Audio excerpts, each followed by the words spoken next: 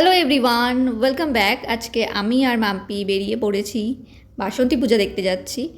কোথায় যাচ্ছি সেটা নয়, যেতে যেতেই বলি।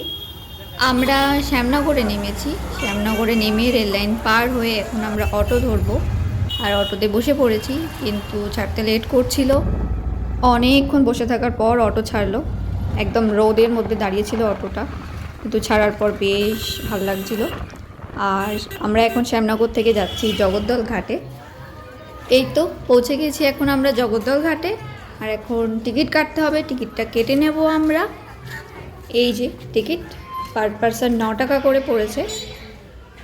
আর কি সুন্দর না ভিউটা, মনে হচ্ছে এখানেই দাঁড়িয়ে থাকি আর কোথাও না যাই। কি ভালো লাগছিল দেখতে। আর দাঁড়িয়ে থাকা যাবে না, এবার লঞ্চের দিকে আগাতে থাকলাম।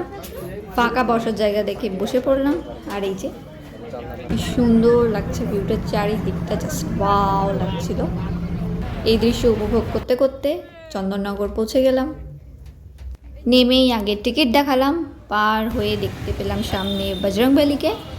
আর এটা হচ্ছে যে চন্দননগর ঘাট, আর পাশেই চন্দননগর স্ট্যান্ড।